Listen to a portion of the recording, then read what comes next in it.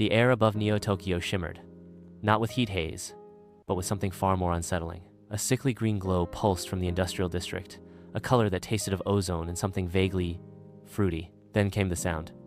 Not a roar, not a shriek, but a colossal squelching thrum that vibrated through the very foundations of the city. Dr. Arasaki, head of the Biochemical Research Institute, wiped a bead of sweat from his brow. His experiment, intended to create a hyper-efficient, self-replicating biofuel, had gone catastrophically wrong. Instead of a clear, shimmering liquid, he had a vat of pulsating, emerald goo that was, at this very moment, rapidly overflowing. "It's growing!" screamed a panicked intern, pointing a shaking finger at the ever-expanding blob. And grow it did. The green goo oozed out of the lab, consuming equipment, melting through reinforced concrete, and swelling into an amorphous, mountainous form.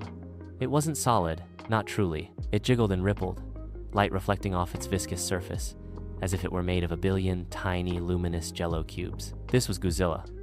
It wasn't malevolent in the traditional sense. It didn't stomp on buildings out of anger or swat at helicopters with malicious intent. Godzilla simply existed, and its existence was a slow, inexorable tide of absorbent, sticky doom. Buildings it touched weren't destroyed, they were absorbed, dissolved into its ever-expanding mass, their metal and concrete assimilated into its wobbly, verdant flesh. The military was baffled. Lasers passed through it. Explosives merely created temporary craters that quickly refilled.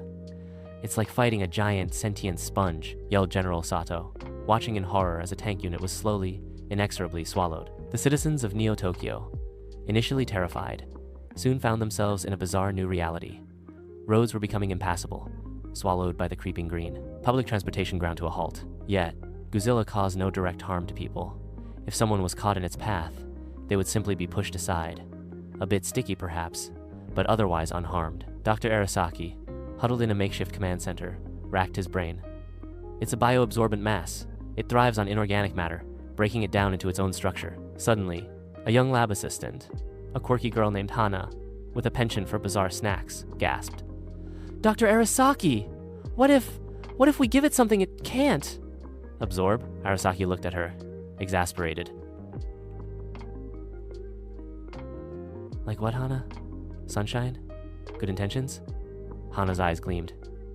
"No, something organic. Something it's not designed to break down in its current form." She held up a half-eaten bag of her favorite super sweet, artificially flavored gummy bears. "These things are practically indestructible." It was a long shot. But as Godzilla began to engulf the city's main power plant, they were desperate. They gathered every sugary, chemically laden snack they could flaunt,